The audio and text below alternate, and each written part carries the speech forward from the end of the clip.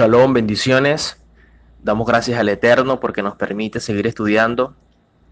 Y en esta ocasión estaremos abordando el sexto tema de este curso de Raíces Hebreas, donde estaremos hablando sobre la Biblia.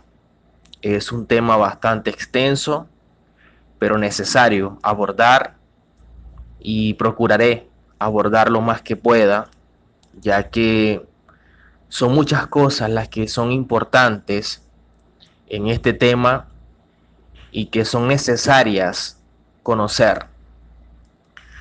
Cuando hablamos de la Biblia, recordemos que la Biblia es el libro más leído en la historia, es el libro más antiguo y es el libro que ha sido llevado a diversos idiomas y lamentablemente del cual han surgido miles de religiones.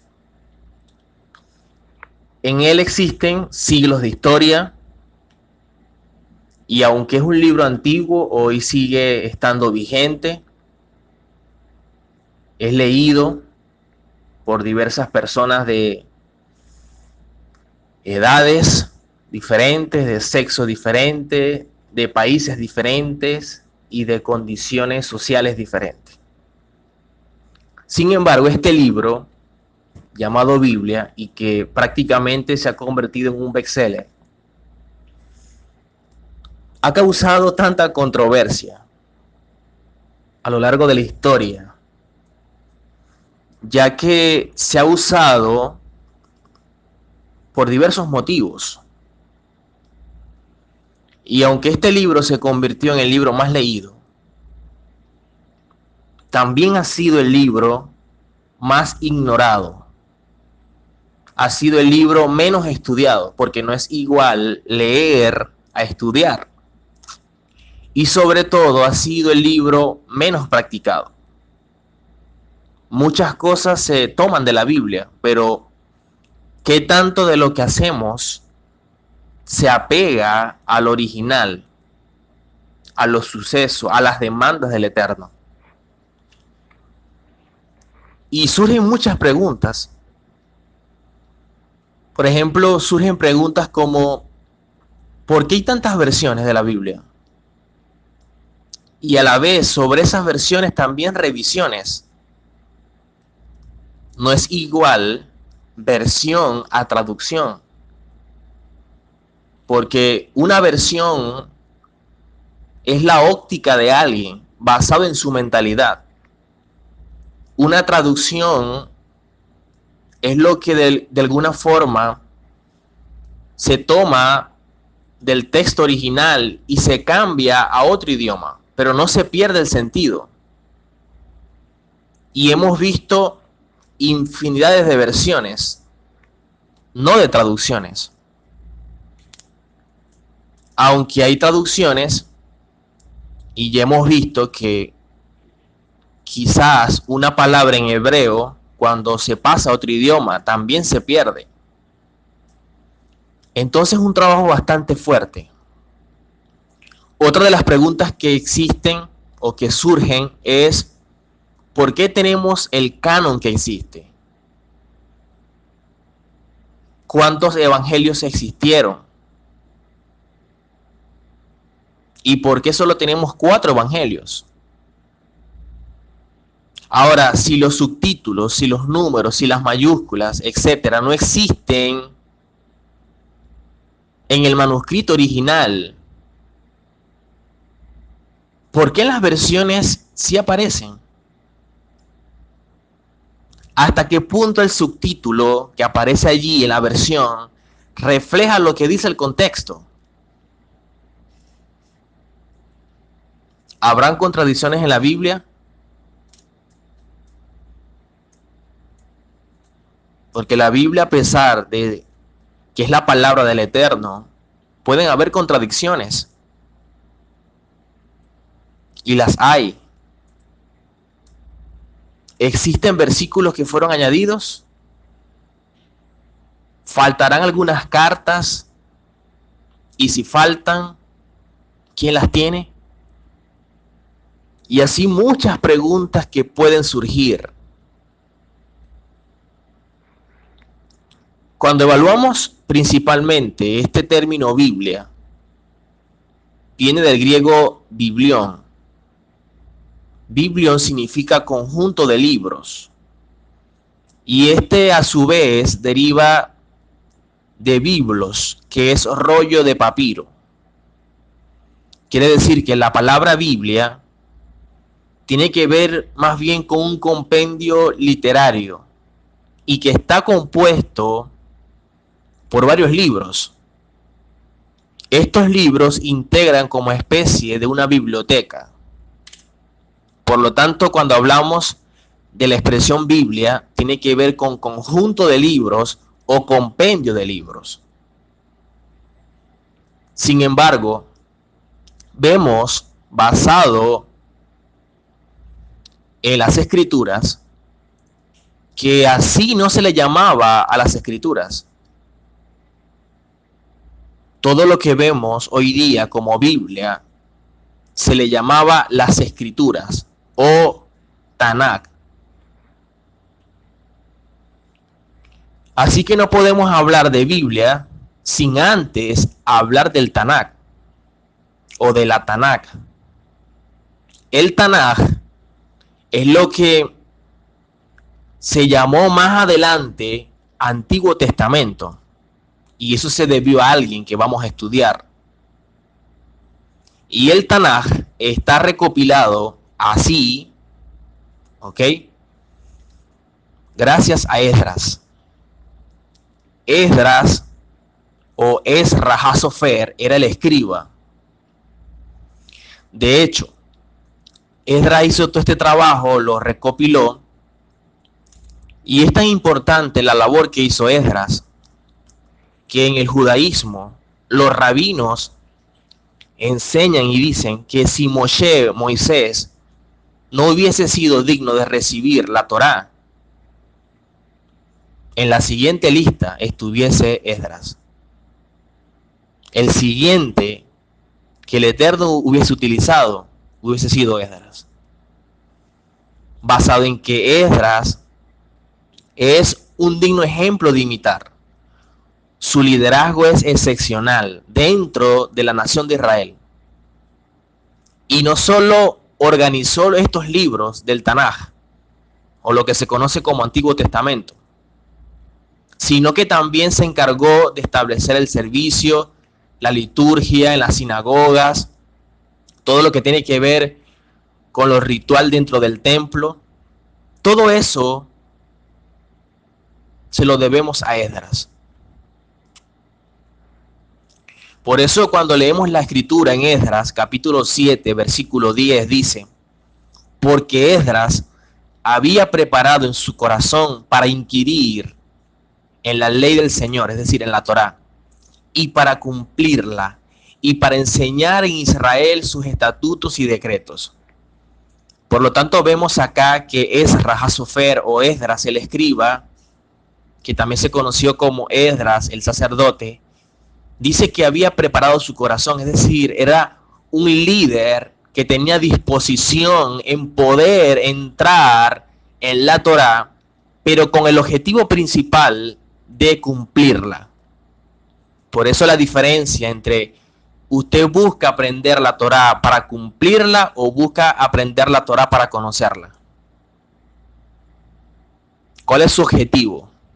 Porque Ezra nos enseña que inquirir en la Torá es con el objetivo de cumplirla y luego enseñarla. Hoy día la gente busca la Torá simplemente para conocer, para debatir, para comentarla a otros, pero no hay un compromiso en cumplirla, en transformar la Torá como un estilo de vida. Y eso fue lo que hizo Ezra. Luego de que el pueblo regresa del cautiverio en Babilonia, recordemos que el pueblo estuvo exiliado, pero luego que regresan, quienes se encargan de recuperar todo lo que tiene que ver con la Torá y con todos estos libros es Ezra. ¿Ok? De hecho, dice en Nehemías capítulo 8, versículo 8 al 9 dice: y leían en el libro de la ley de Elohim, que es la Torá, claramente, y ponían el sentido de modo que entendiesen la lectura. Y Nehemías, el gobernador, y el sacerdote Esdras, escriba, y los levitas que hacían entender al pueblo, dijeron a todo el pueblo: día santo es a Adonai, nuestro Elohim. No os entristezcáis ni lloréis, porque todo el pueblo estaba oyendo las palabras de la ley. Un pueblo que estaba exiliado, un pueblo que estaba cautivo, regresa, y lo primero que hace Ezra es precisamente poder hablarle de la Torá, poder enseñarle la Torá, poder colocarle sentido a las palabras de la Torá para que el pueblo pueda oír. Fue tan impactante eso para el pueblo que el pueblo estaba llorando. Un pueblo que estaba exiliado, un pueblo que estaba cautivo, ahora se reencuentra con las palabras de Torá, y fue tanto lo que conmocionó a ese pueblo que estaba llorando. Imagínense el impacto de lo que Ezra estaba haciendo. Es impresionante. Ahora, cuando vamos al origen de la Biblia o de la Tanaj, la primera referencia, basado en lo que se enseña de un canon, si se puede decir un canon judío, es de 24 libros, ¿ok? Un canon judío de 24 libros. Y esto se encuentra en el segundo libro de Esdras, que no aparece en la versión normal. Segundo libro de Esdras, capítulo 14, versículo 45 al 46. Dice: y aconteció que cuando se cumplieron los 40 días, el Altísimo habló conmigo y me dijo: los 24 libros que habéis escrito primero, hazlos públicos para que quienes son dignos y quienes no son dignos puedan leer de allí. Pero los 70 los guardarás y se los entregarás a los sabios de tu pueblo. Entonces acá vemos que el autor de este libro, de Esdras, nos da una descripción sobre la manera de cómo Esdras, que es escriba y que también es sacerdote, logró rehacer los libros sagrados que fueron destruidos por Nabucodonosor. Y este trabajo lo hizo bajo la guía del Ruach, del espíritu profético. Dicen los comentaristas que estuvo dictando a 4 escribas durante 40 días consecutivos, un total de 94 libros, y de estos 24 debían ser leídos por los dignos y los no indignos. ¿Ok? Sin embargo, vemos entonces que este primer canon judío de 24 libros fue lo que se manejaba. Por eso el Tanaj. Y varios eran los que apoyaban esta postura. De hecho, se le debe este trabajo a Esdras, que fue el que lo hizo. ¿Por qué? Porque si algo tenía Esdras, era el celo por la Torá. Y eso fue lo que usó el Eterno. Ese personaje fue el que usó el Padre para poder entonces recuperar todo lo que se había perdido. En segunda de Macabeos, capítulo 2, versículo 13, dice que Nehemías hizo una biblioteca para recoger los libros sagrados. Quiere decir que entre Esdras y Nehemías hicieron una gran labor para recuperar todo lo que se había perdido y para entonces enseñarle al pueblo las leyes del Eterno para que se volvieran a reencontrar con la santidad. Hay un comentario de Flavio Josefo en donde se le atribuye la formación del canon al tiempo de Artajerjes Longímano. Y este tiempo de este personaje es el periodo en el que tuvo lugar la actividad religiosa de Esdras y Nehemías. Quiere decir que si el periodo de este personaje se conecta en donde Esdras y Nehemías hicieron el trabajo, entonces quiere decir que el canon había sido establecido por Esdras, como se ha manejado por tradición. Ahora, ¿qué contenía este canon judío que se conoce como Tanaj? Recordemos que Tanaj, como le expliqué en una de las clases pasadas, es un acróstico, ¿ok? Formado de 3 expresiones hebreas. Torah, que es instrucción, que tiene que ver con el Pentateuco, o como muchas veces se conoce de forma despectiva, ley mosaica, y que también dentro del judaísmo se le conoce como Humash, ¿ok? O Hemishah Hushei Torah, Hemishah Hushei Torah, los 5 quintos de la Torah, o Humash, ¿ok? Estos 5 libros es la Torah, que no es ley, que se maltradujo como ley. Torah significa instrucción, enseñanza. Y estos primeros 5 libros, dados a Moisés, de parte del Eterno a Moisés para que fuese instrumento al pueblo, es Génesis, que en hebreo es Breshit, es Éxodo, que en hebreo es Shemot, es Levítico, que en hebreo es Vayikra, es Números, que en hebreo es Bamidbar, Deuteronomio, que en hebreo es Devarim. ¿Ok? Esos son los 5 libros de la Torah. Esa es la instrucción del Eterno al pueblo, la forma como debemos conducirnos. La otra expresión del acróstico Tanaj es Nevi'im. Ya vimos la T de Torah, ahora la N de Nevi'im. Estos libros son los que se dieron hasta el exilio babilónico. Por ejemplo, habían profetas anteriores que son conocidos como los profetas mayores, en el caso de Josué, el caso de Jueces, el caso de Samuel y el caso de Reyes. ¿Ok? Y existieron luego profetas posteriores, ¿ok? Que también se conocieron como mayores, que es Isaías, Jeremías y Ezequiel. ¿Ok? Había otro libro que se conocía como el libro de los 12 profetas menores. A pesar de que eran varios profetas, solamente era un solo libro. ¿Ok? Estaba Oseas, Joel, Amós, Abdías, Jonás, Miqueas, Nahum, Abacud, Sofonías, Ageo, Zacarías y Malaquías. Entonces, si son 5 libros de la Torá y 8 libros acá de Nevi'im, porque contamos Josué, Jueces, Samuel y Reyes, son 4, ¿ok? Isaías, Jeremías y Ezequiel son 7 en total, y este libro de los 12 profetas se contaba solamente como uno. Quiere decir que eran 8 libros de los profetas, Nevi'im.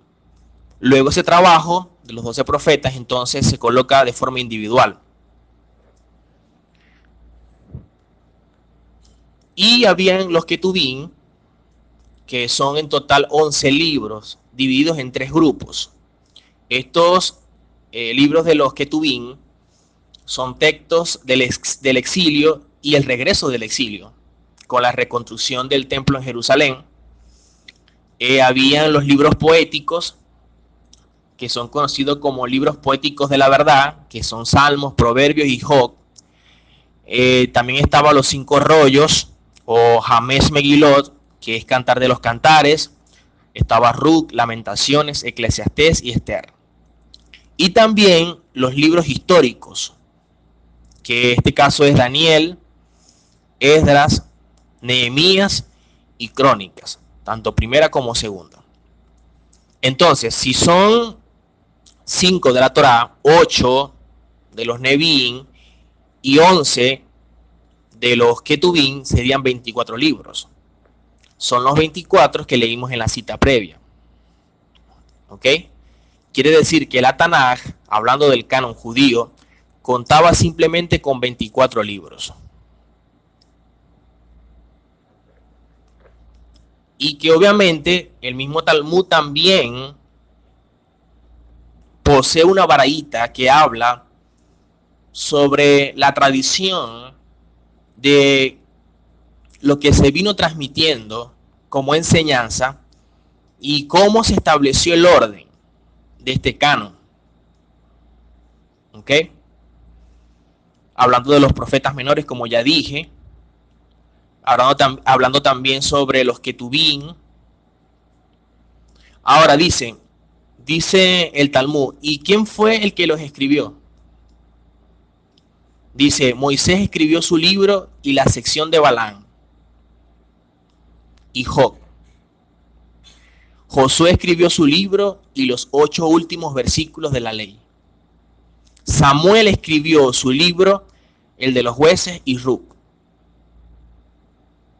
David escribió su libro por medio de los 10 ancianos: Adán, Melquisedec, Abraham, Moisés, Emán, Edutún, Asaf y los 3 hijos de Coré. Jeremías escribió su libro, el libro de los reyes y las lamentaciones. Ezequías y sus asociados escribieron los libros de Isaías, Proverbios, Cantar de los Cantares y Eclesiastés. Y los miembros de la gran sinagoga escribieron Ezequiel y los 12 profetas menores, Daniel y Esther. Y Esdras escribió su libro y la genealogía de las crónicas hasta su época, y Nehemías la completó. Eso se maneja por tradición judía. ¿Ok? Entonces vemos que Esdras hace todo este trabajo de lo que se conoce como canon judío o el Tanaj. Y en el año 100, después del Mesías, surge la canonización del Tanaj. Según la tradición rabínica, existió un sínodo de Yagnia o el concilio de Yagné, aproximadamente en el año 100 después del Mesías, donde un grupo de judíos se consagraron con gran ahínco para entonces observar todo lo que estaba ocurriendo y de esta forma tomar las escrituras y canonizarlas. Fue en este sínodo o en este concilio de Yagné que se fijó entonces de forma definitiva el canon, porque lo que le preocupaba a los rabinos, a los judíos, es que estos textos se fueran a perder. Y allí entonces que se conservaron y se esforzaron en que estos textos se conservaran de forma original. De hecho, de ahí también surgen, con todo esto de Esdras, los masoretas, que eran los que se encargaban de estos textos, de hasta los más detalles más mínimos. Y los trabajos de los masoretas lo que hacían precisamente era conservar el texto sagrado original. Ese era su esfuerzo y en eso fue que ellos se esforzaron. Obviamente cuando surgen otros escribas que no son precisamente judíos, ahí entonces comienza quizás a lo mejor la maniobra por el desconocimiento del texto. Y recordemos que una letra en hebreo muy pequeña dentro de un papiro, al pasar siglos y siglos, quizás entonces para muchos era engorroso saber qué letra era. Y ese desconocimiento hizo que entonces se ignorara o colocaran palabras que quizás no estaban en el texto original. Ahora, en este intermedio de la canonización del Tanaj, en este concilio de Yagné, surgió la Septuaginta. ¿Okay? La Septuaginta es un trabajo que surge, que yo he comentado previamente, entre el 250 y el 132 antes del Mesías. ¿Por qué? Se dice que muchos judíos que estaban fuera de Israel ya no dominaban como tal o no leían el hebreo con fluidez. Entonces, las comunidades judías que estaban allí en Alejandría, en Egipto, vieron entonces la necesidad de traducir la Biblia a esa lengua griega. De hecho, la lengua principal de Alejandría era el koiné, el griego koiné, que era el griego popular. Y un hombre llamado Demetrio de Falerón, que era el bibliotecario de Ptolomeo II, ordenó una traducción de la ley judía para la biblioteca de Alejandría. Y esta traducción de hebreo a griego se le llamó la Septuaginta. La Septuaginta, o la versión de los 70, o la traducción de los 70. Se dice que 70 traductores trabajaron en esta obra. ¿Ok? Aunque la leyenda también cuenta de que eran 72 traductores que completaron el trabajo. Y esta versión de la Septuaginta fue la que se usó posteriormente en las diversas comunidades de habla griega.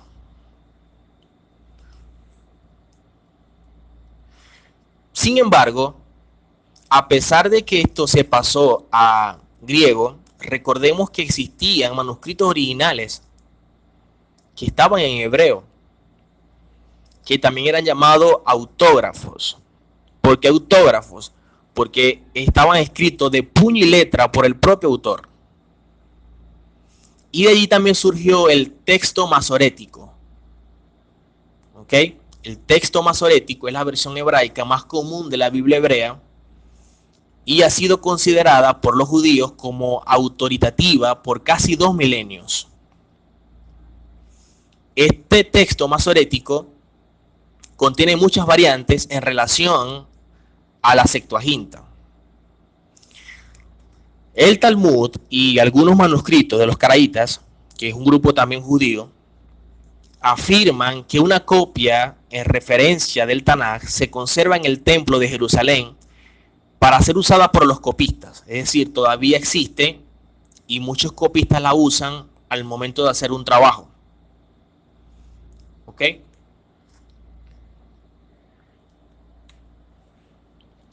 Sin embargo, a pesar de que existían manuscritos y a pesar de todo el trabajo que se hacía con Esdras o que se hizo a través de Esdras, dentro del judaísmo siempre la enseñanza se ha manejado por tradición. O sea, lo que el Eterno reveló en Sinaí siempre se fue transmitiendo de forma oral. Dicen los rabinos que el Eterno se la reveló a Moshe, a Moisés en Sinaí, y fue transmitida de forma oral por Moisés a Josué, Josué a los ancianos a los profetas y los profetas a los hombres de la gran asamblea.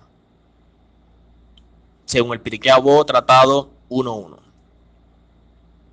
Quiere decir entonces que esto se fue transmitiendo como un legado espiritual como es Amorashá. Por eso el judío es muy celoso en cuanto a todo esto. Ellos se esforzaron que lo que se le dio a Moshe en Sinaí fuese lo mismo y que no se perdiera. Aunque existía siempre un peligro de parte de los enemigos de querer entonces destruir todo lo que se le había dado al pueblo hebreo como un legado espiritual. Ahora, dentro de la Biblia, la Septuaginta, allí en esa Biblia, aparte de los 24 libros que ya existían en el Tanaj original, se le agregaron los libros que son llamados deuterocanónicos. ¿Ok? Deuterocanónicos, que eran 7. Estos 7 libros llamados deuterocanónicos son conocidos como Tobías, Judí, Baruch, Eclesiástico, Primera y Segunda de Macabeos, Sabiduría, algunos fragmentos de Esther y Daniel. ¿Ok? Esos fueron agregados allí.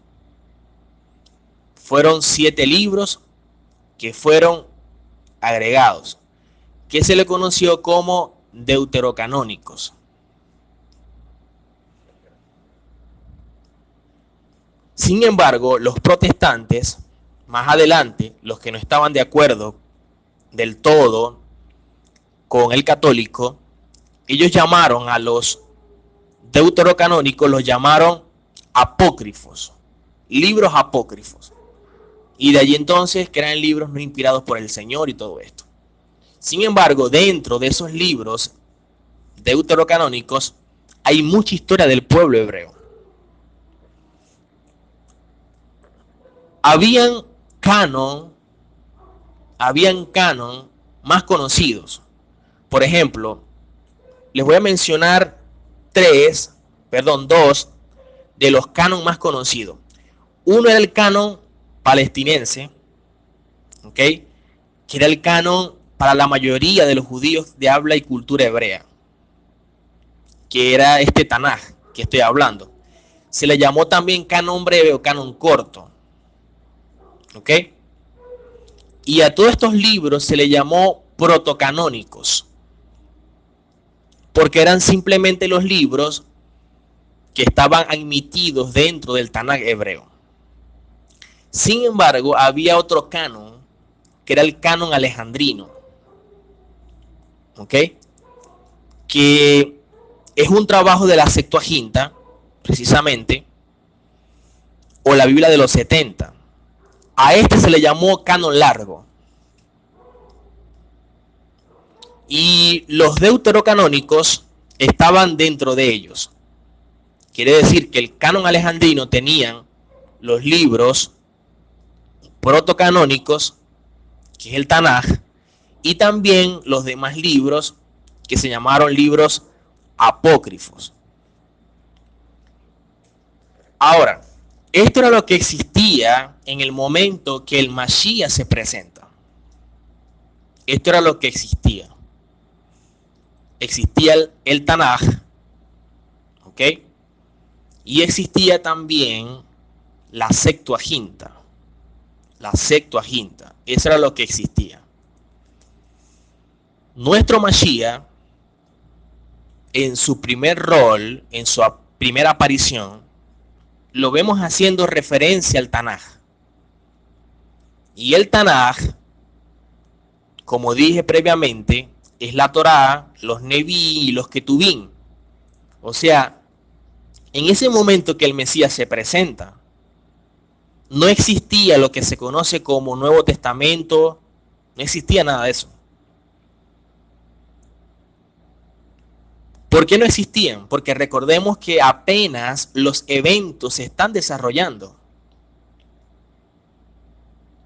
Luego del Mashiach es que vemos cada relato de los evangelios, también surgen los hechos de los apóstoles y las diversas cartas de Pablo. Pero recordemos que existían manuscritos originales, que eran papiros, y que estaban en hebreo, el idioma original de los emisarios del mensaje. Recordemos que tanto el Mesías como sus seguidores hablaron fue en hebreo. ¿Ok? Y hubieron personajes que fueron testigos oculares, pero también hubieron otros que simplemente hicieron un trabajo tomando de lo que otros habían escrito. Por ejemplo, el caso de Lucas. Lucas, cuando le escribe a Teófilo, dice: ya que muchos han tratado de poner en orden todas estas cosas, a mí también me ha parecido, excelentísimo Teófilo, escribírtelas. Quiere decir que él tomó de lo que otros habían ya escrito para entonces hacer un trabajo para Teófilo. Y tanto Lucas como Hechos, Lucas y Hechos, fue un trabajo que hizo Lucas. ¿Ok? Lucas escribió el Evangelio de Lucas. Y Hechos también lo escribió Lucas. Por eso es que cuando usted lee Hechos, al principio dice, en el primer tratado, oh Teófilo, te escribí acerca de todo lo que hizo el Mesías. Ahora le va a escribir Lucas a Teófilo, pero todo lo que están haciendo o todo lo que hicieron los apóstoles. ¿Ok? Eso es importante conocerlo.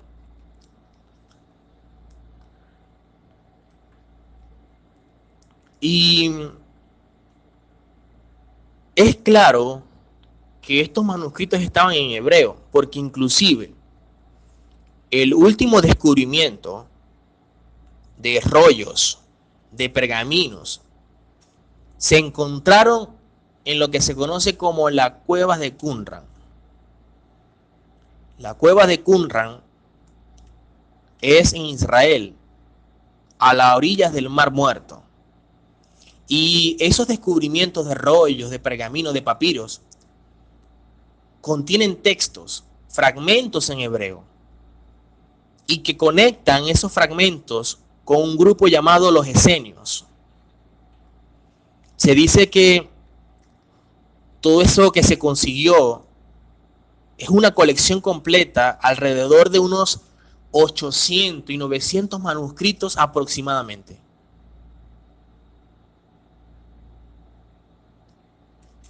Y los manuscritos están en hebreo, en arameo y solo algunos pocos en griego. De hecho, cuando uno lee la historia de este descubrimiento, se dice que los primeros 7 manuscritos fueron descubiertos de forma accidental por unos pastores beduinos a finales de 1946. Y en el 1956 se encontraron otros manuscritos en aproximadamente 11 cuevas de la misma región. Recordemos que los esenios tenían la particularidad de ese pensamiento de estar siempre en las cuevas, en las cavernas y todo esto, basado en lo que pensaban ellos de lo que el pueblo vivió precisamente estando en el desierto y todo esto. Tenían ese pensamiento. Por eso ellos vivían en cuevas. Y allí fueron que se encontraron estos rollos, estos pergaminos. Dentro de todo esto que se consiguió, también se consiguió, por ejemplo, comentarios. Dice que se consiguieron también calendarios, oraciones y otras normas que eran propias de esa comunidad. ¿Ok? Por eso se identifica a todos estos papiros o estos pergaminos como que correspondían a este grupo de los esenios. Ahora, ¿dónde están todos estos papiros o estos pergaminos? Hoy día, estos pergaminos fueron resguardados. ¿Ok? Están en los museos de Israel. Y también había leído que también están en el mismo museo de Israel, pero el Museo Arqueológico de Jordania. Allí entonces están todos estos descubrimientos y que obviamente a la medida que muchos hagan los trabajos, iremos viendo mayores cosas de las escrituras. Porque lo que sí estoy convencido y estoy seguro, que previo a la era mesiánica hay muchas cosas que van a ser descubiertas. Ya lo estamos viendo, pero el Eterno siempre saca todo a la luz, saca sus verdades y nos muestra tantas cosas.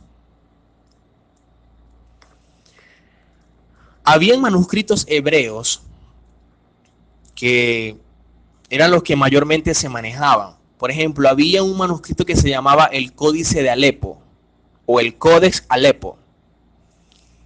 Es el antiguo manuscrito, el más completo del Tanaj. de acuerdo con la Masorá tiberiana. Y este manuscrito fue producido y editado por un masoreta llamado Aarón ben Moshe ben Asher, y es tan antiguo que data aproximadamente del 930 antes del Mesías. ¿Ok? De hecho, se le considera el manuscrito original de máxima autoridad masoreta. Y este manuscrito fue llevado por tradición de generación en generación. Se llamaba el Códice de Alepo. Estaba completo, pero dice que este códice estaba en una sinagoga y en el año 1947 dice que la sinagoga fue incendiada. ¿Ok? Se corrió el rumor de que este códice de Alepo se había quemado. Sin embargo, vemos que no fue así. ¿Por qué? Porque un grupo de judíos más bien se esforzaron para lograr que estos manuscritos fuesen preservados. ¿Ok?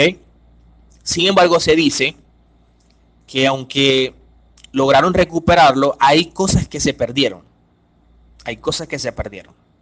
O sea, ya estaba incompleto. Por eso este códice Alepo fue aproximadamente llevado a Jerusalén en el año 1958. Y hoy día, según los que muchos dicen, es que este rollo o este códice Alepo se exhibe junto con los rollos del Mar Muerto, ¿ok? En el Museo de Israel. Este códice Alepo era tan importante que hasta el mismo Maimónides, que es un comentarista que yo siempre cito en los estudios de la Torá, confiaba en este códice. Y muchos de los trabajos que él hizo también se apoyó en este códice Alepo. ¿Ok?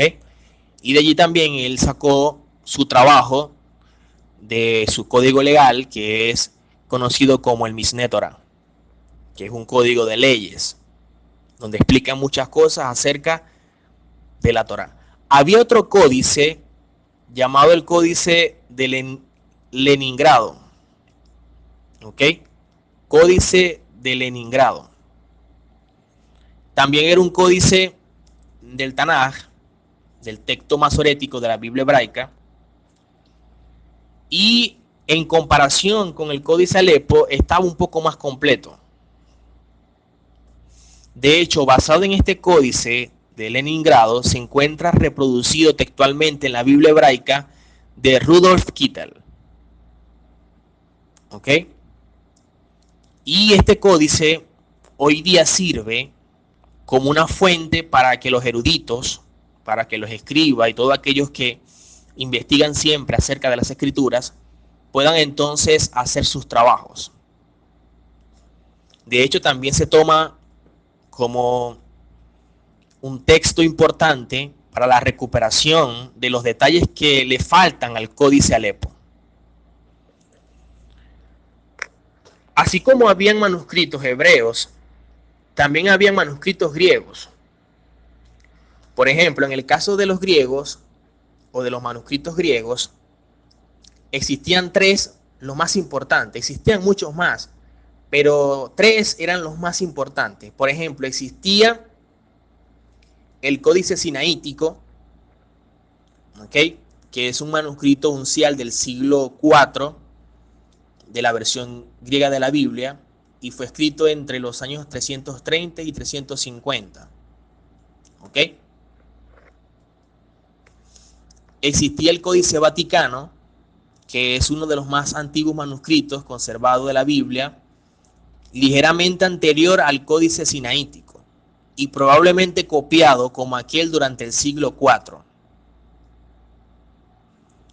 Se llama Códice Vaticano porque se debe al lugar, ¿ok?, de donde está. Este códice se conserva en la Biblioteca del Vaticano, aunque se dice que nadie sabe cómo llegó allí, pero está. Y había otro códice, que es el Códice de Alejandrino, que es un manuscrito del siglo V de la Biblia griega y que contenía mayormente parte de la Septuaginta, y que junto al Códice Sinaítico y el Códice Vaticano es uno de los primeros y más completos manuscritos de la Biblia. Deriva su nombre, Códice Alejandrino, de Alejandría, donde se cree que este códice fue hecho. Había textos también en latín, que se conoció como la Vetus Latina o la Vetus Itala, que es el nombre colectivo dado a los textos bíblicos en latín, y que este texto en latín fue aproximadamente traducido a partir del siglo II y tomaron como base la Septuaginta. Quiere decir que de griego se tomó este trabajo y se pasó al latín. Ahora, si de hebreo se pasa a griego y se pierden muchas cosas porque son mentalidades diferentes, imagínense ahora de griego a latín. En el siglo II se dice que también surgió una versión siriaca de la Biblia. Esta versión siriaca se le dio también más forma en el siglo V. Y esta Biblia se le conoció como la Peshita. ¿Ok? La Peshita.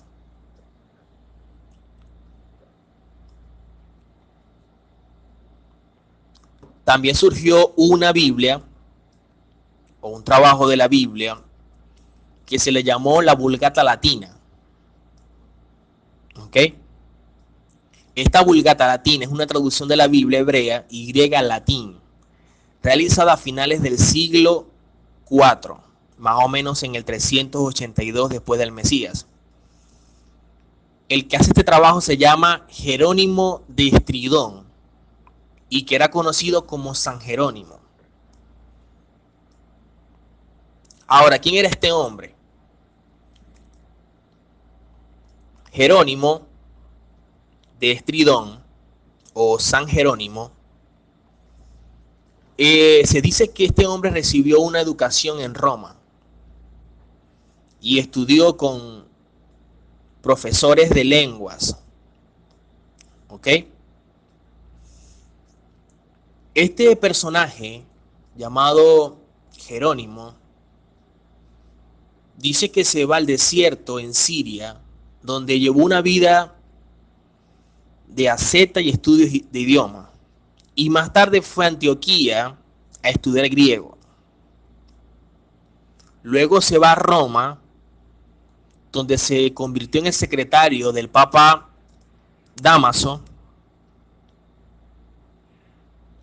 en el 382 después del Mesías. Y este Papa le dijo a Jerónimo que revisara la Vetus Itala. Recordemos que la Vetus Itala es la primera que se pasó al latín. Entonces este Papa le dijo a Jerónimo de Estridón que revisara esa Vetus Itala para hacer un trabajo. Y de allí entonces surge la Vulgata Latina. ¿Ok? Sin embargo, haciendo este trabajo, dice que Jerónimo recibió insultos del clero de ese momento y lo acusaron de muchas cosas. Es más, se le acusó también de tener relaciones impropias con Paula y con su hija. De allí se va a Belén, estableció un monasterio y Paula fundó un convento.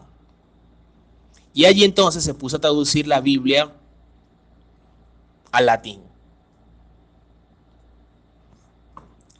Le añadió comentarios de geografía, etimología y muchas cosas más. Y de allí entonces surge esta Biblia, que es la Vulgata Latina. Ahora, todo lo que hizo él, de buena intención, pero ¿con qué perspectiva, con qué mentalidad? porque vemos que él solamente había estudiado griego y también había estudiado idiomas, pero desconocía la mentalidad hebrea, el pensamiento hebreo. Quiere decir que sus comentarios, pudiéramos preguntarnos qué tan acertados son.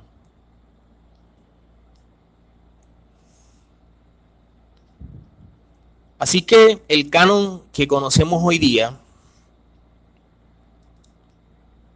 fue creado entonces por este hombre con dirección del Papa San Dámaso, y en el Sínodo de Roma del año 382 vemos también que se le da forma a este trabajo. Entonces vemos este canon de 73 libros, 46 que son lo que se conoce como Antiguo Testamento, 7 que son los libros llamados deuterocanónicos, que hoy día los protestantes lo llaman apócrifos, que son Tobías, Judí,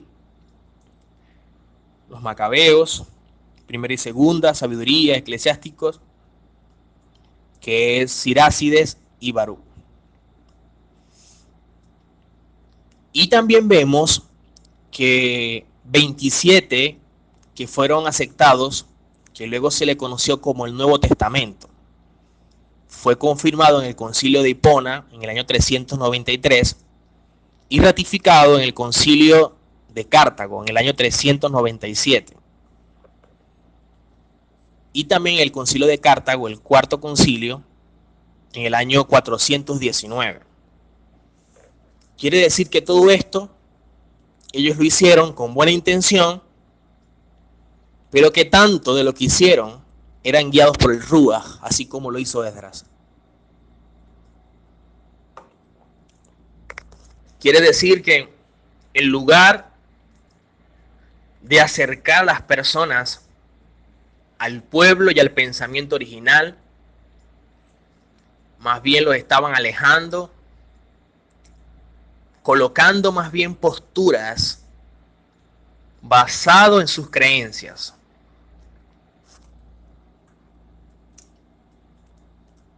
Originalmente,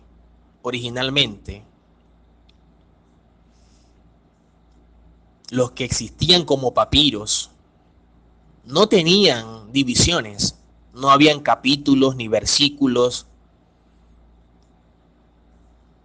¿ok? No había mayúsculas ni minúsculas, eso existe después. No había los subtítulos o los títulos de cabecera, nada de eso había. Por eso cuando usted ve tanto a Pablo como al Mesías citando otros libros, no dice, bueno, como dice Isaías en el primer capítulo de Isaías, versículo tal, no dice eso.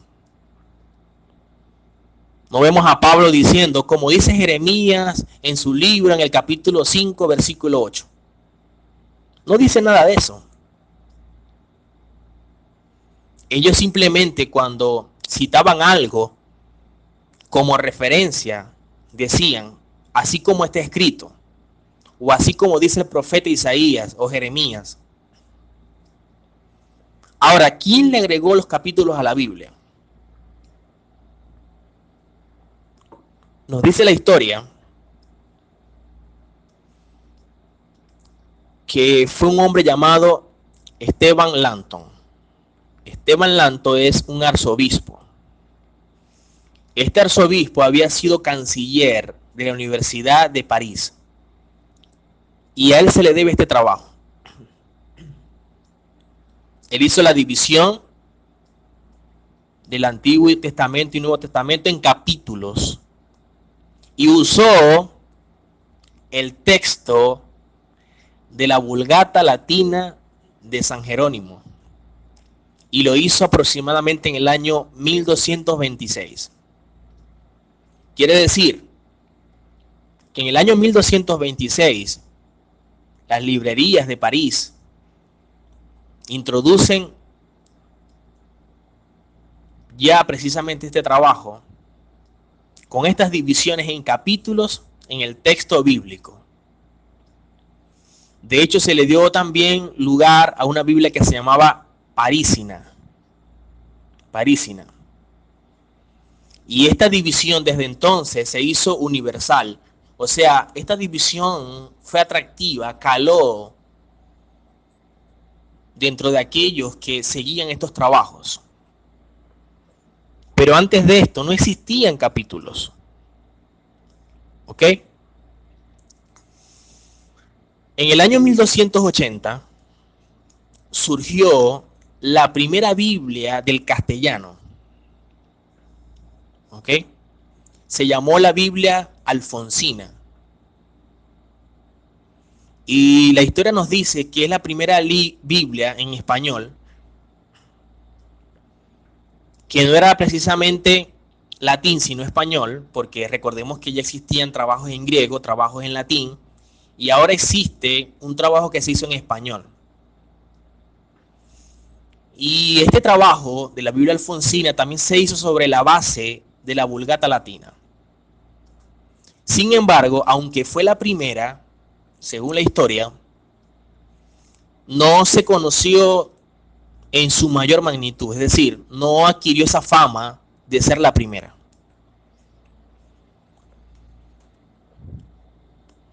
También surgen trabajos en inglés, aproximadamente en el año 1382 al 1395. Surge la Biblia de Wycliffe. Esta Biblia de Wycliffe es un trabajo que se hizo en un grupo de traductores de la Biblia al inglés. ¿Ok? Bajo la dirección de un hombre que se llamaba John Wycliffe.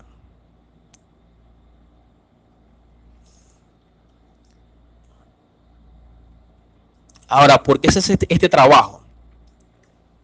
Porque estas traducciones de la Biblia fueron la principal inspiración y la causa principal del movimiento Lollardo. Este movimiento Lollardo era un movimiento anterior a la Reforma que rechazó muchas de las enseñanzas distintivas de la Iglesia Católica. Entonces había un conflicto porque había personas que no estaban de acuerdo del todo con lo que decía la Iglesia Católica. ¿Ok? Y de allí entonces ellos sacaban sus propias Biblias que beneficiaran más sus intereses y no lo que decía la Iglesia Católica. Aunque era lo mismo, solo que obviamente habían quizás puntos que diferían y entonces apoyaban sus creencias con estas nuevas versiones. Ahora, aunque esta Biblia que surgió circuló de forma amplia en la Edad Media, se dice que tuvo muy poca influencia, ¿ok? En las Biblias de inglés. Por ejemplo, habían otras Biblias que se hicieron en inglés que sí tomaron mayor forma, ¿ok? Por ejemplo, una Biblia que se llamaba, que fue un trabajo de William Tyndale y de Miles Coverdale. Esas Biblias sí tuvieron mayor fama, a diferencia de la de Wycliffe. Surge otra Biblia en el año 1433 que se conoció como la Biblia del Alba. Era una Biblia que se conocía así porque pertenecía a la casa de Alba. ¿Ok? Y también esta era una traducción, ¿ok?, al castellano. También tenía como base la Vulgata Latina. Entonces imagínense, del texto original pasó al griego, del griego pasó al latín, del latín pasó a español. o en su defecto de latín a inglés y de inglés a español. ¿Cuántas cosas no se perdieron? Ahora, en la década de 1450, vemos que también surge la imprenta. Y también con ello la Biblia de Gutenberg. Y con esta Biblia marcó un antes y un después en el acceso de la información. Recordemos que antes de la imprenta, todo se manejaba era con papiros. Y no todos tenían acceso a la información como hoy día. Hoy día usted puede tener una Biblia, comprar un libro, X, Y, Z. Antes de eso no se manejaba así. Eran muy pocos los que tenían acceso a estos trabajos. Hoy día es al contrario. Hoy día más bien todos tienen acceso. Y si no está de pronto, quizás como Biblia, usted la consigue en la internet. Pero siempre hay acceso a estos libros. En el 1516 surgió un trabajo que se hizo por un hombre llamado Erasmo de Rotterdam. Erasmo de Rotterdam hizo un trabajo, en el año 1516. Y este trabajo lo comenzó a hacer él a partir del 1512. Él comenzó a trabajar en la impresión de una edición latina del Nuevo Testamento. Y usó una recopilación de manuscritos de la Vulgata, y para corregir su traducción se apoyó en manuscritos griegos. Este trabajo que hizo este hombre llamado Erasmo de Rotterdam se le llamó el Textus Receptus. En latín es el texto recibido. ¿Ok? Y este Textus Receptus, que es un trabajo de Erasmo de Rotterdam, es el que se usa mayormente como base de muchas versiones bíblicas. Por ejemplo, como la Biblia del Oso, que vamos a mencionar más adelante. También vemos que surge una traducción de la Biblia al latín que se conoció como Veteris et Novi Testamenti Nova Translatio. Fue una traducción de la Biblia al latín que según era más apegada al texto hebreo y que fue publicada en 1527. ¿Ok? Este trabajo se hizo usando como base la Vulgata latina. Esta fue la primera Biblia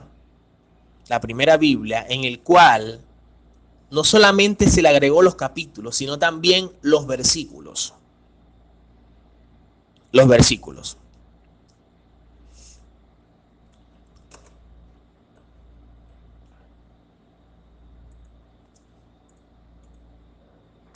Así que, ¿a quién se le debe los versículos? ¿O quién hizo este trabajo de agregar los versículos a la Biblia? Fue un hombre llamado Santos Pagnino. Santos Pagnino. Fue un filósofo, escritor, se dice que fue un judío converso, originario de Italia, y dedicó unos 25 años en su traducción a la Biblia, que fue publicada en el 1527, y ya dije cuál era. Él fue el primero en dividir el texto en versículos numerados. Este trabajo le gustó mucho a un hombre llamado Roberto Estienne, que era un prestigioso impresor, y él le dio más forma a todo esto. Y de allí entonces realizó la actual división en versículos del Nuevo Testamento en el 1551. En el año 1555 hizo la edición latina de toda la Biblia. Quiere decir que para los versículos del Antiguo Testamento hebreo tomó la división hecha por Santos Pagnino, y para los restantes libros del Antiguo Testamento elaboró una propia y empleó para el Nuevo Testamento la que pocos años antes él mismo había realizado. Quiere decir que entre Santos Pagnino y Roberto Estienne fueron los que hicieron el agregado de versículos. ¿Ok? Ya sabemos que los capítulos precisamente corresponden a Esteban Langton, este arzobispo. Surgieron también otras Biblias. Por ejemplo, surgió también en el 1522,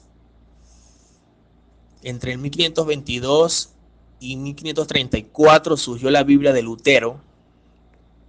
Lutero, que no estaba de acuerdo con muchas cosas de la Iglesia Católica y que a él se le debe, entre comillas, la reforma, cuando no reformó absolutamente nada, simplemente cosas que le convenían.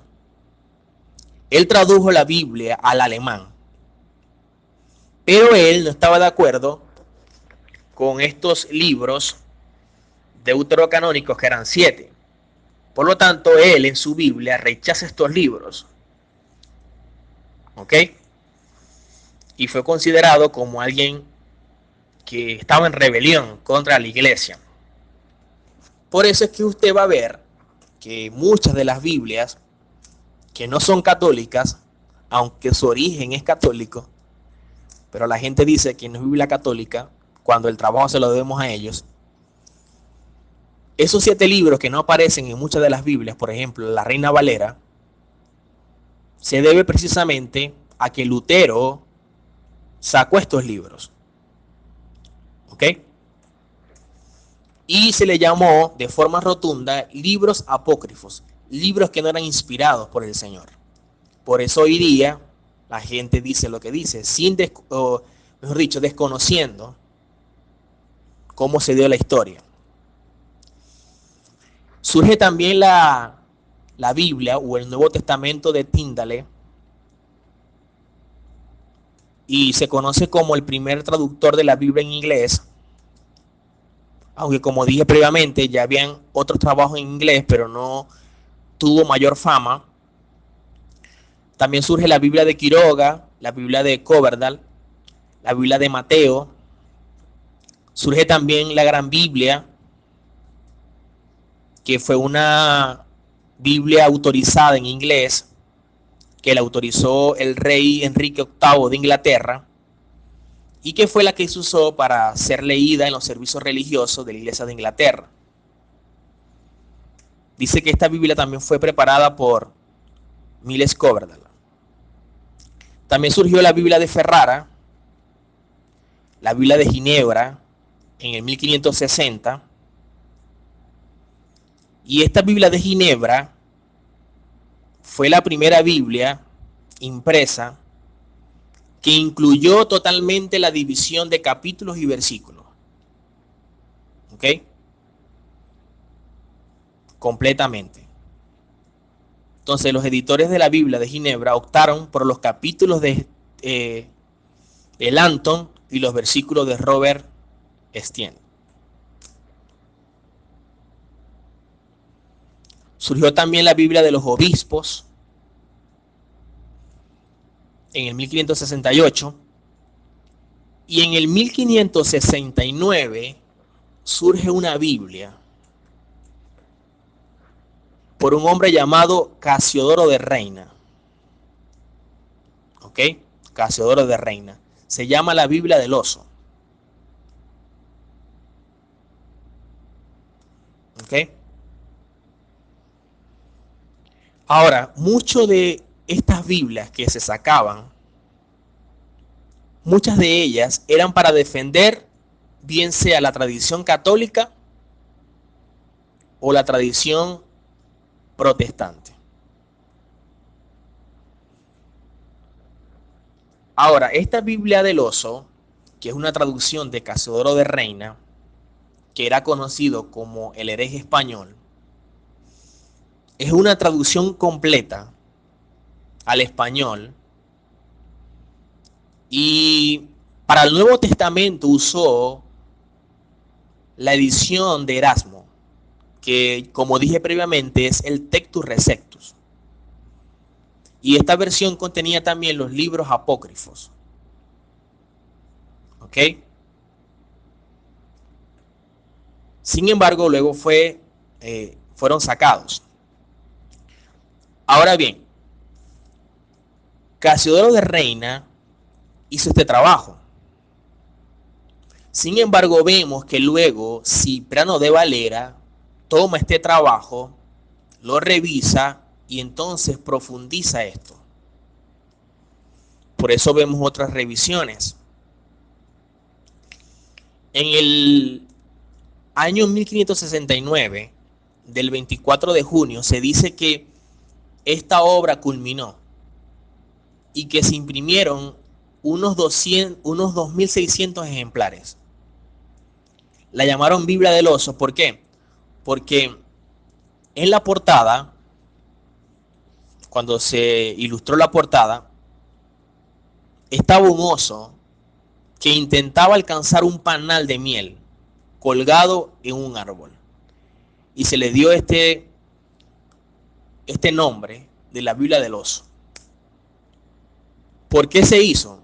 Porque recordemos que lo que estaba pasando en ese momento, en la parte religiosa, era muy fuerte. Y para evitar conflictos religiosos, entonces simplemente colocaron algo que sea más llamativo y que no pueda de alguna manera como que generar conflictos en la parte religiosa. Aparte que también estaba prohibido cualquier traducción de la Biblia a otras lenguas. Entonces el hecho de hacer este trabajo a otra lengua como español y todo esto causaba confrontación y críticas. ¿Ok? Recordemos que mayor parte de los servicios que se manejaban eran en latín.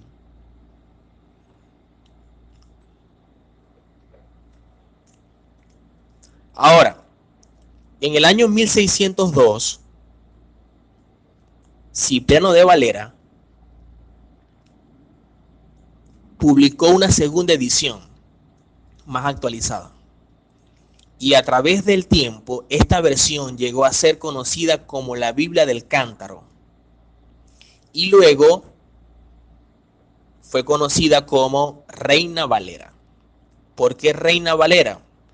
Reina, porque recordemos que el que hizo el trabajo, el primero que la hizo fue Casiodoro de Reina. ¿Y por qué Valera? Porque el que continuó con el trabajo se llamaba Cipriano de Valera. Esa versión Reina Valera fue la que se expandió. ¿Ok? Fue la que fue más aceptada tanto en América Latina, en España y en Estados Unidos. Al punto que la Universidad de Oxford la tomó y la publicó también. Por eso fue que se dio a conocer. Aparte que las sociedades bíblicas americanas patrocinó también esta Biblia en el año 1907.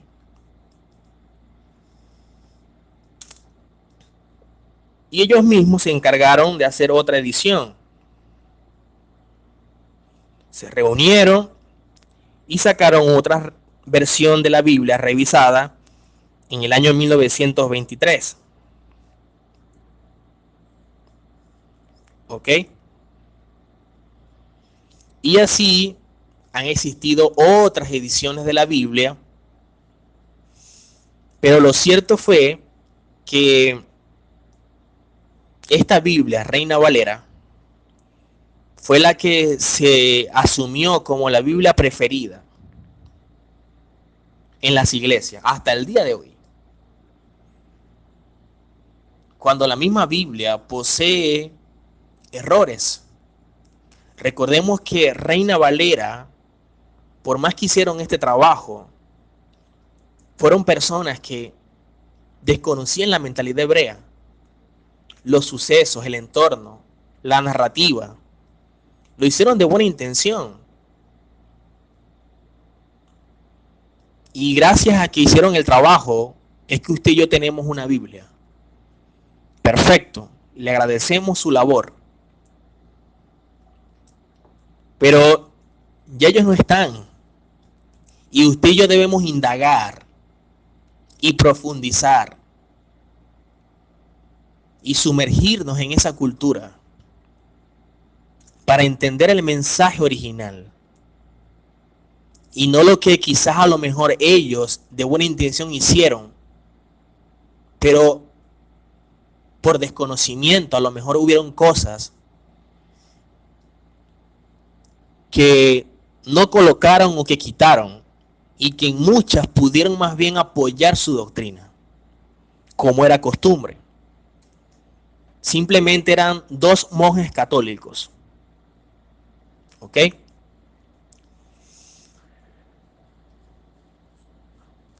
Ahora, todos estos códices que yo mencioné, tanto el Vaticano como el Sinaítico, el Vaticano, estos códices en el Vaticano aparecieron allí y nadie sabe cómo aparecieron.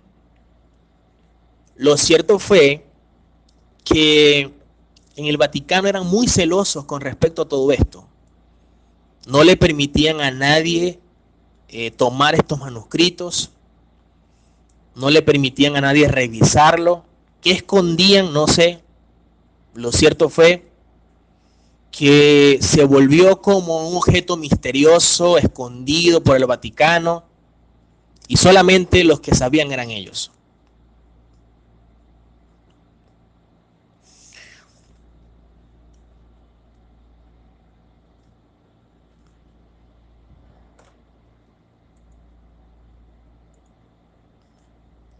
De hecho, en un momento, leyendo un poco de la historia,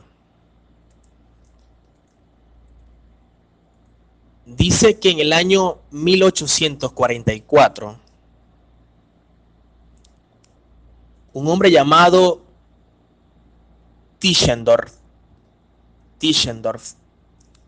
llegó al monasterio de Santa Catalina, que está ubicado a la altura sobre el Mar Rojo en Sinaí. Y era una travesía prácticamente ir a ese lugar. Sin embargo, él fue con el objetivo de ver estos papiros, porque era una persona que le gustaba buscar, indagar y ver los orígenes de todo esto, de las escrituras. Ahora, cuando él se disponía a partir, dice que en un momento halló lo que estaba buscando. Se encontró con pergaminos antiguos y dice que él vio que había un cesto grande lleno de estos pergaminos en la sala de la biblioteca principal. ¿Y saben qué le dijo el bibliotecario? Le dijo que esos manuscritos, que esos papiros iban a ser quemados, tal como ya habían hecho con otros dos cestos llenos. Dice que este hombre se sorprendió al hallar entre estos pergaminos 129 hojas del manuscrito más antiguo que hasta entonces había visto. Una traducción griega de partes de las escrituras hebreas. Le dieron 43 hojas, pero le negaron las demás. Ahora, él luego vuelve a revisar el monasterio o regresa nuevamente al monasterio en el año 1853 y descubrió solo un fragmento de Génesis del mismo manuscrito del siglo IV. Y él dice, estaba convencido de que el manuscrito contenía originalmente todo el Antiguo Testamento, pero la mayor parte de este había sido destruido mucho tiempo atrás.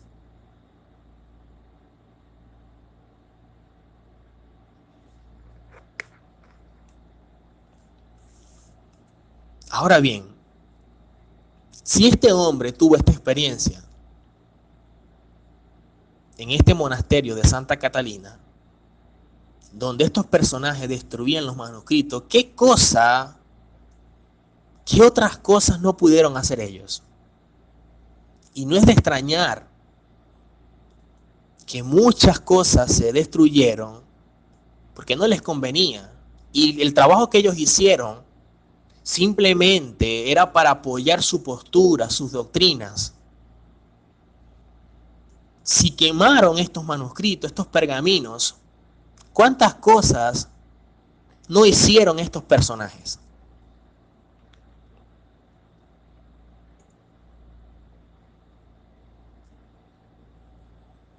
¿Por qué lo escondieron? ¿Por qué los quemaron?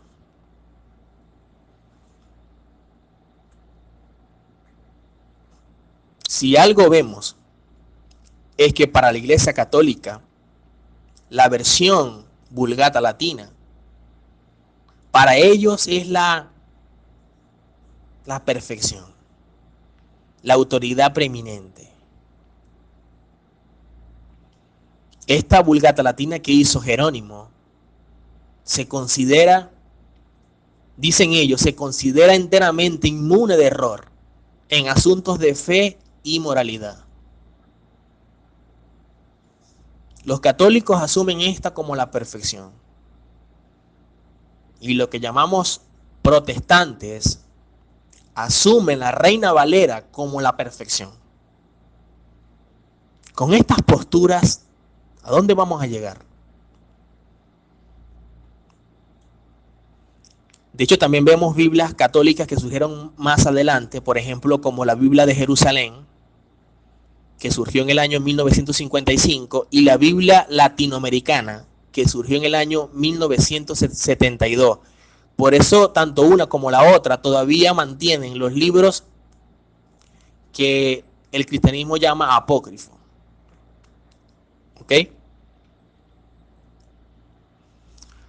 Vemos también que las escrituras eran llamadas escrituras, Tanaj. Ahora, ¿a quién le debemos estos términos de Antiguo y Nuevo Testamento? Habían los mal llamados padres de la iglesia que lo que hicieron fue apoyar sus posturas y no alejarnos al pueblo de Israel, ni a la Torá, ni a la verdad, sino más bien alejarnos de todo esto. Tertuliano, un hombre llamado Tertuliano, él ya tenía su intención de acuñar estos términos de Antiguo y Nuevo Testamento a finales del siglo II. Ahora, no fue Tertuliano quien hizo el trabajo, quien creó esa división, sino que fue Marción. Marción fue otro de los padres de la iglesia y fue el primer hombre, ojo, llamado Marción. Fue el primer hombre que se atrevió a llamar al Tanaj, ¿ok? Que es Torá, Neviín, Ketubín, lo llamó Antiguo Testamento. ¿Por qué lo llamó Antiguo Testamento? Porque él dijo que este contenido no tenía ya una aplicación para los creyentes en Jesús, y que había sido reemplazado por el Nuevo Testamento. Quiere decir que el Nuevo Testamento desplaza al Antiguo Testamento. Si es antiguo es porque ya no tiene validez, según lo que decía Marción. Marción dijo que era un libro antiguo que pertenecía solamente a los judíos y que carecía de vigencia para los cristianos. Eso lo dijo Marción. Y lo que hoy usted está repitiendo y lo que hoy repite un pastor o lo que hoy se repite en la iglesia se debe a lo que Marción dijo y no a lo que el Mesías enseñó. ¿Qué también enseñó Marción? Marción dijo que el Tanaj o dentro del Tanaj no existía la gracia y que la gracia aparece por primera vez en el Nuevo Testamento, Quiere decir que la división de Antiguo y Nuevo Testamento se la debemos a Marción. Cuando usted usa Antiguo y Nuevo Testamento, usted está simplemente obedeciendo lo que Marción dijo. Él decía que el gentil que cree en Jesús se tiene que desprender del judaísmo. De hecho, Marción usualmente llamaba su Biblia Testamentum, Testamentum, y de allí testamento. Pero el testamento no aplica, porque para que sea testamento, el Padre tiene que morir. ¿Y cuándo murió el Eterno?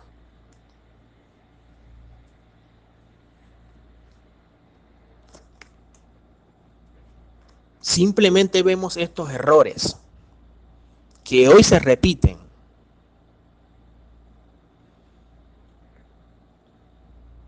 También vemos que se le añadió a la Biblia subtítulos.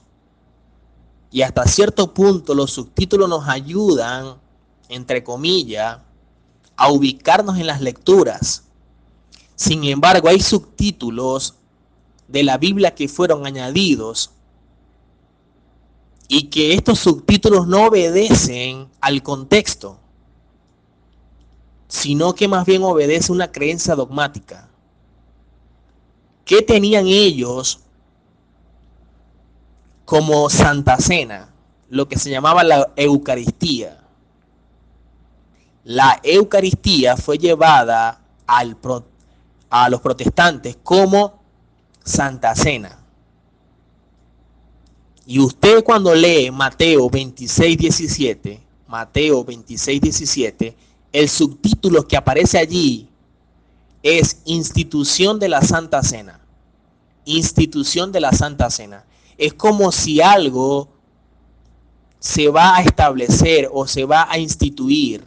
No existía, pero se va a instituir. Pero cuando usted lee el contexto, dice, el primer día de la fiesta de los panes sin levadura, vinieron los discípulos a Yehoshua diciéndole, ¿dónde quiere que preparemos para que comas la Pascua? El subtítulo dice, institución de la Santa Cena, y el contexto dice, Pesaj, la Pascua. Una cosa es Santa Cena y otra cosa es la Pascua.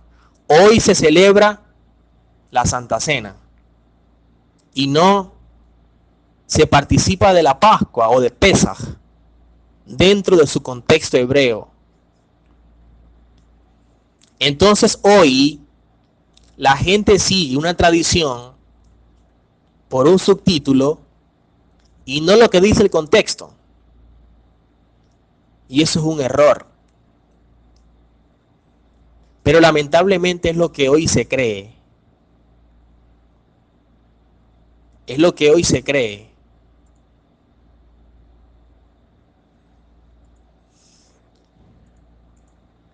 Vemos también que en las versiones bíblicas existen 4 evangelios.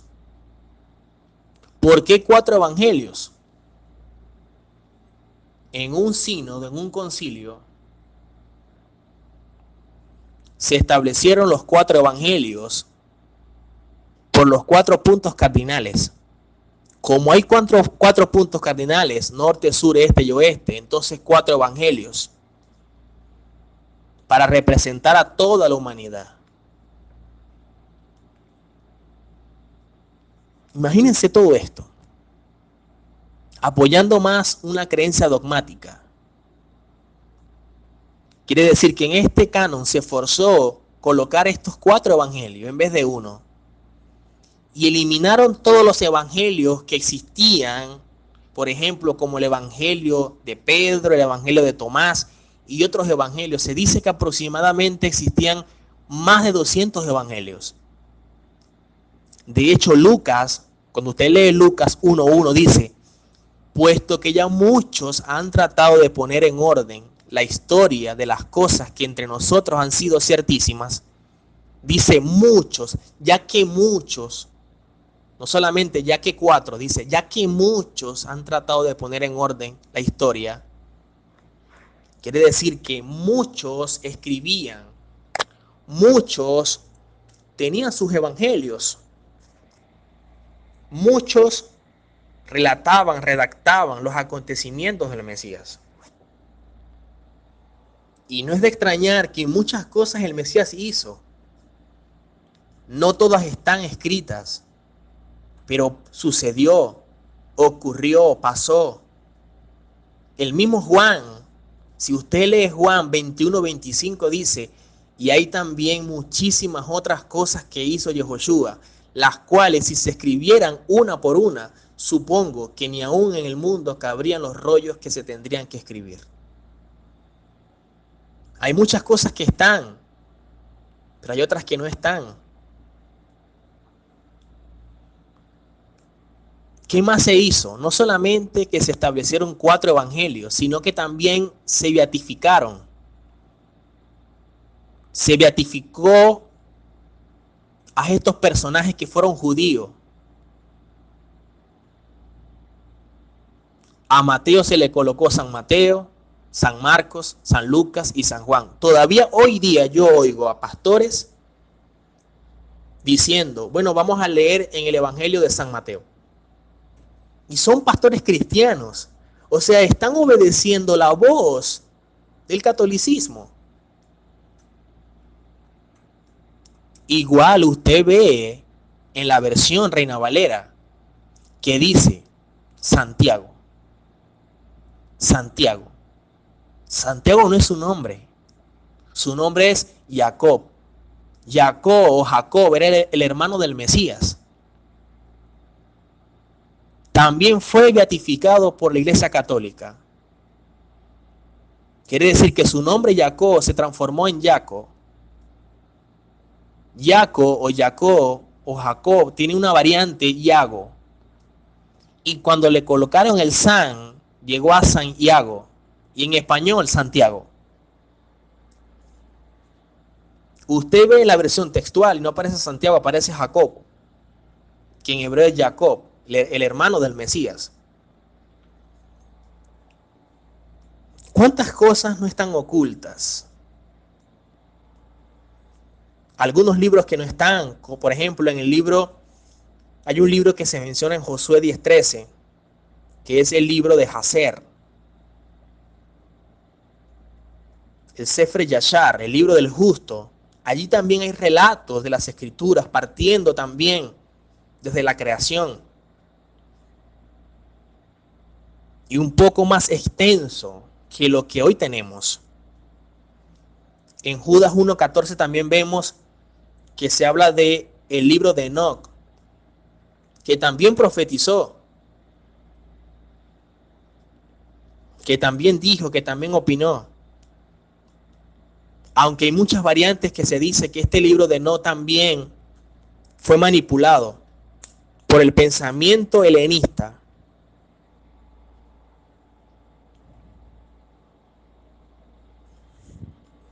También vemos, por ejemplo, en Primera de Reyes, capítulo 11:41, dice, los demás de los hechos de Salomón, de lo que hizo, de su sabiduría, ¿no está escrito en el libro de los hechos de Salomón?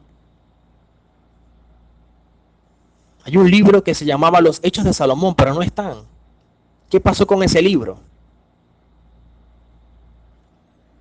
Jeremías 51:60 también menciona otro libro, que es el libro de Jeremías contra la maldad de Babilonia.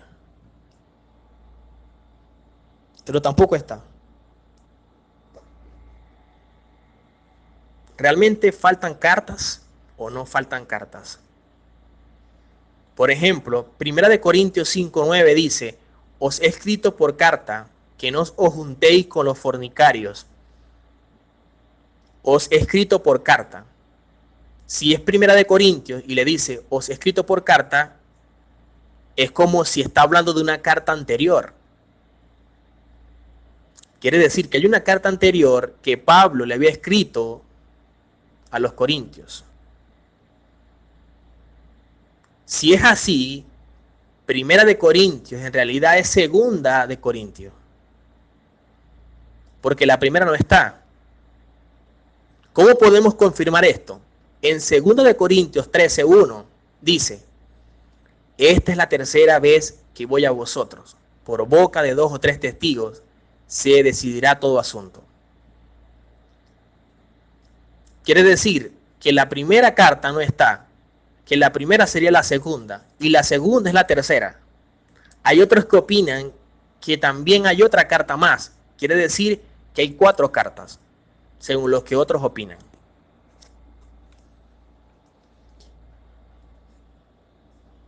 En Colosenses 4:16 también mencionamos otra carta, o se menciona otra carta. Por ejemplo, dice: cuando esta carta haya sido leída entre vosotros, haced que también sea leída en la iglesia de los laodicenses, en la comunidad de los laodicenses, y que la de la Odisea la leéis también vosotros. Por lo tanto, ¿dónde está la carta de la Odisea? Que no aparece.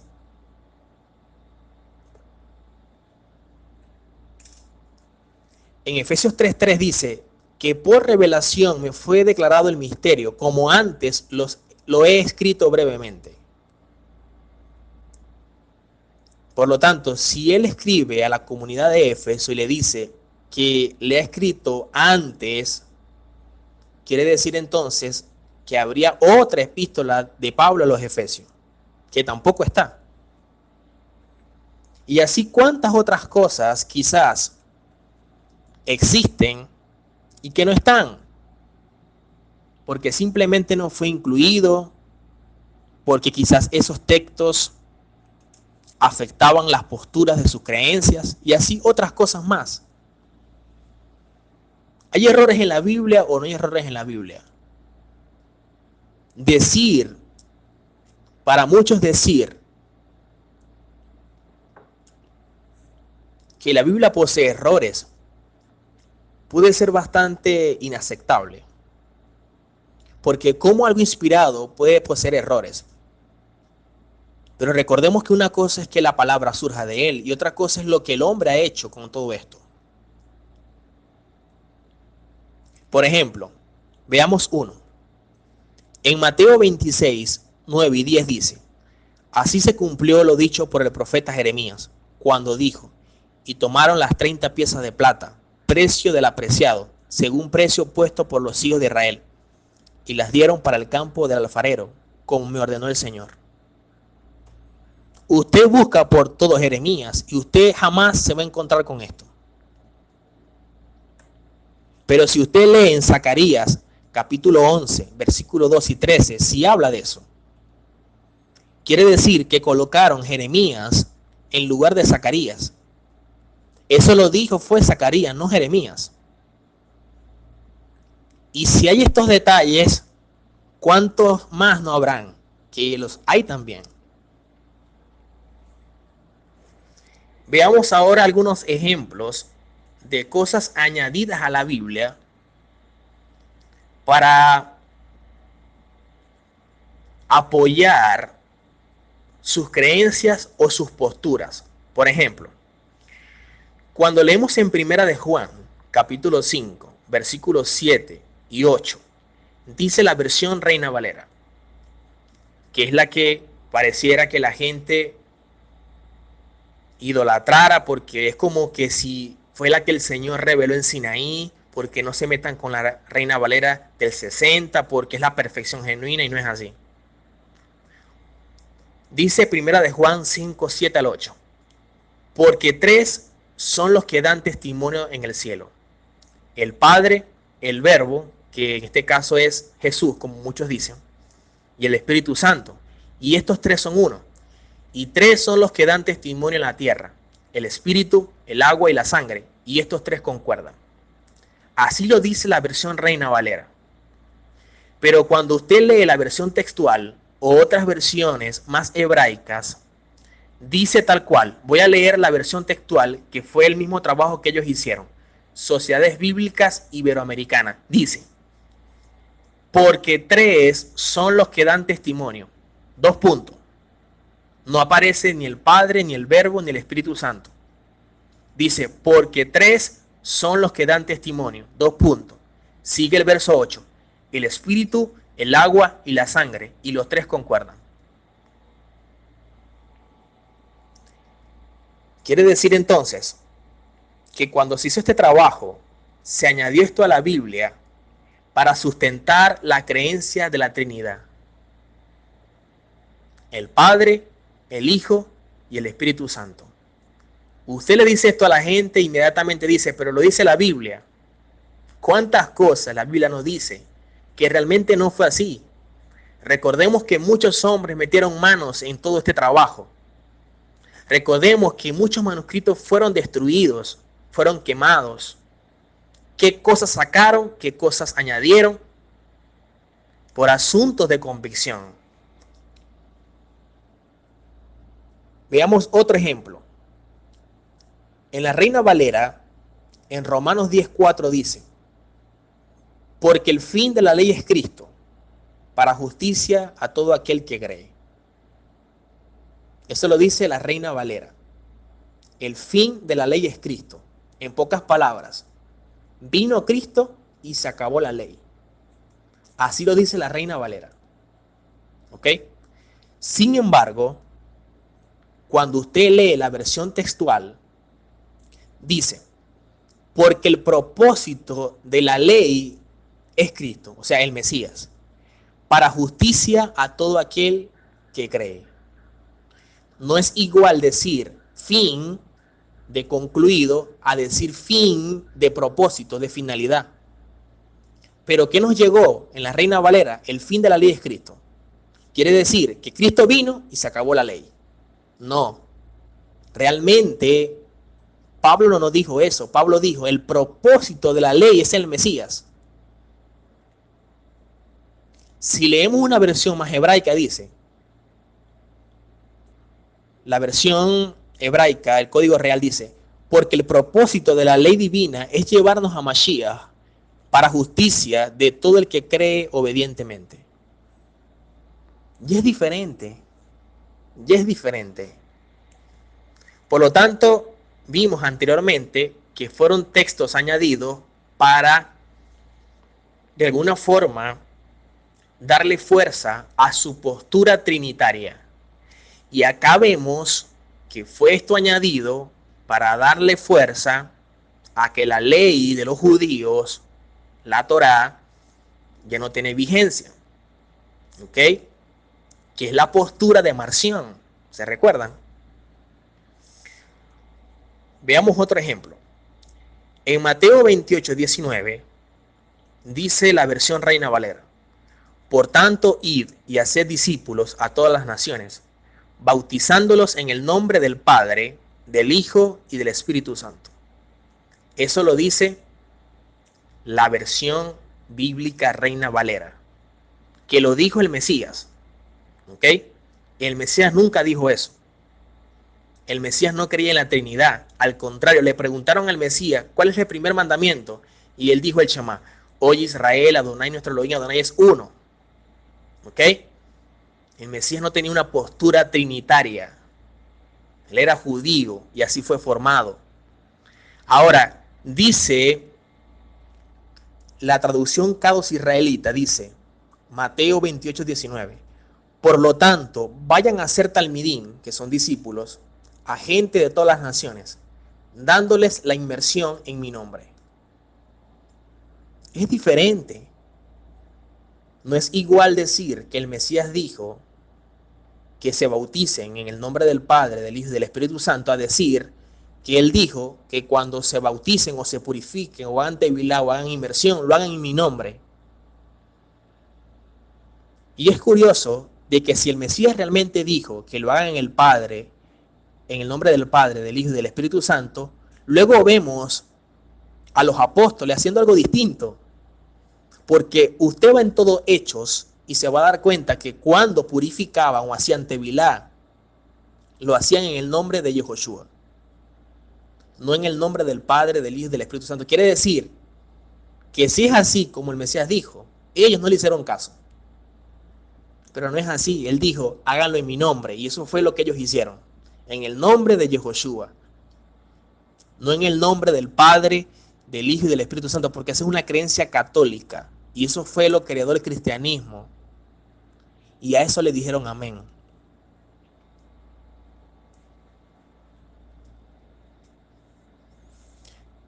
Otra cita que vemos es en 1 de Timoteo 3:16, donde dice,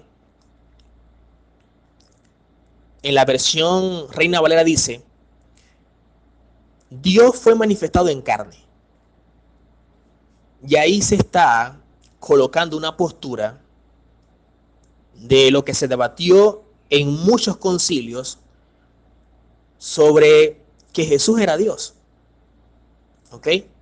Aquí entonces, de forma muy sutil, colocaron que Dios fue manifestado en carne. Dios fue manifestado en carne. Quiere decir que si Dios fue manifestado en carne, Jesús es Dios. ¿Ok? Eso fue lo que se estableció en los concilios, que Jesús era Dios. Sin embargo, cuando usted lee este texto de 1 de Timoteo 3:16 en otras versiones, dice, e indiscutiblemente grande es la justicia del plan oculto por quien fue manifestado en carne. Otras dicen, Él fue manifestado en carne, pero decir que Dios fue manifestado en carne ya es decir que Jesús es Dios o que Yehoshua es el Padre, y no es así. ¿Ok? Vemos otro ejemplo. En Mateo 16:21 dice, pero este género no sale sino con oración y ayuno. Eso lo dice la versión Reina Valera.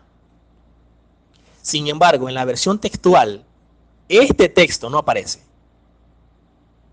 Porque de hecho, algunos manuscritos más originales, más antiguos, no incluyen el verso 21. Quiere decir que muchas veces pudiéramos estar citando algo que no está originalmente, que fueron añadidos. ¿Ok? Ahora, hoy día se tiene la versión Reina Valera como algo perfecto. Y ellos hicieron este trabajo basado en su visión, en su mentalidad. Dos monjes católicos que desconocían la mentalidad hebrea, el entorno hebreo, el idioma original de la escritura.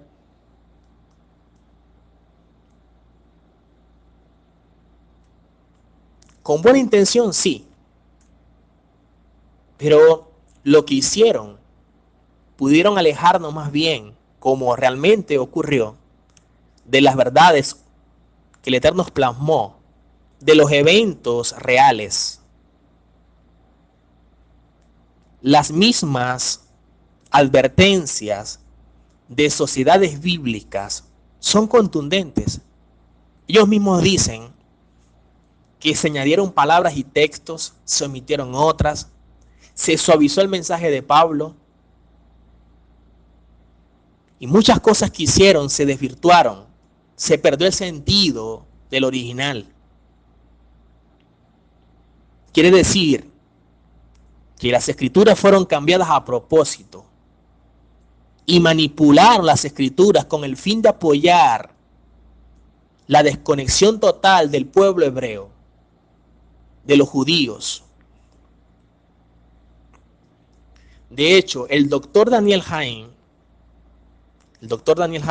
dice que el cristianismo surgió como la religión oficial del imperio, completamente divorciado de sus raíces judías y teniendo ahora bajo su control todas las sinagogas, los rollos, los documentos judíos que existían, incluyendo los manuscritos hebreos y griegos de lo que más tarde fue llamado Nuevo Testamento.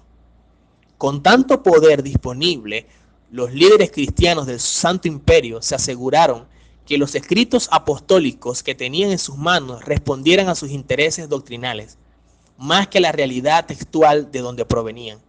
Y en vez de preguntarse qué dice realmente el texto original, se preguntaban cómo podemos hacer que esto afirme nuestra posición. Y el resultado de todo esto fue la corrupción textual del Nuevo Testamento. No es algo nuevo.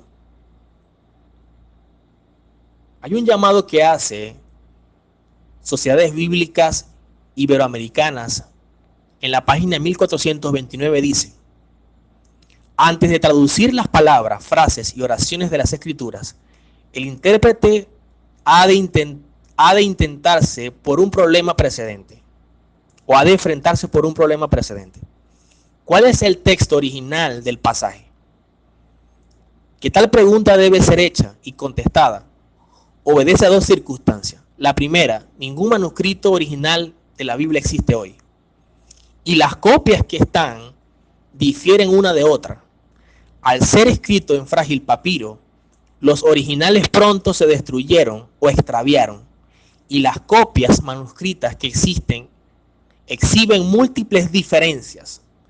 En el caso del Nuevo Pacto, los aproximadamente 5.300 manuscritos existentes presentan entre sí no menos de 250.000 variantes textuales que se acumularon durante los 14 siglos que duró el proceso de copiado manuscrito. Quiere decir que hay 250.000 expresiones, palabras, que varían de acuerdo al texto original. Quiere decir que las versiones bíblicas poseen errores. Y si la fe viene por el oír y el oír la palabra, debemos entonces estar muy atentos a lo que creemos, a lo que oímos. Porque una doctrina puede ser más bien como consecuencia de un texto añadido. Y basado en ello entonces sustentamos nuestra fe y es un error. ¿Qué debemos hacer? Mi intención con esta clase, esta sexta clase de este curso, no es quizás como desanimarlos, sino más bien que podamos estar muy atentos, que estudiemos, que profundicemos, que estemos muy atentos con mucho temor de indagar, de escudriñar las Escrituras, que no simplemente nos quedemos con lo que se ha dicho, sino que vamos más allá, buscando las verdades, profundizando en las Escrituras, conectándonos con el pueblo elegido. Romanos 3, 1 al 2 dice, ¿qué ventaja tiene pues el judío? ¿O de qué aprovecha la circuncisión? Mucho, en todas maneras. Primero, que les ha sido confiada la palabra de Elohim. Si se le confía a ellos, el judío, al pueblo eterno, allí es que debemos colocar nuestra mirada hacia Israel, no hacia Vaticano, no hacia el Santo Imperio, entre comillas Santo Imperio, como muchos dicen.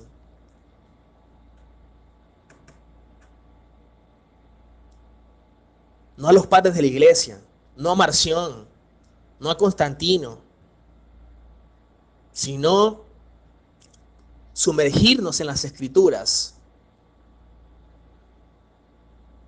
evaluar lo que se conoce como Nuevo Testamento dentro de la óptica hebrea.